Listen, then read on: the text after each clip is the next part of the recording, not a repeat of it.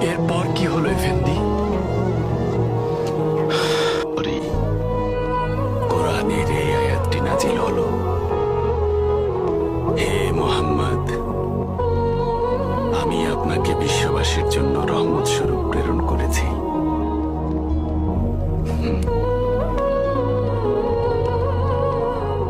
এরপর থেকে আমাদের নবীজি অভিশাপ দেয়া বন্ধ করেছিলেন।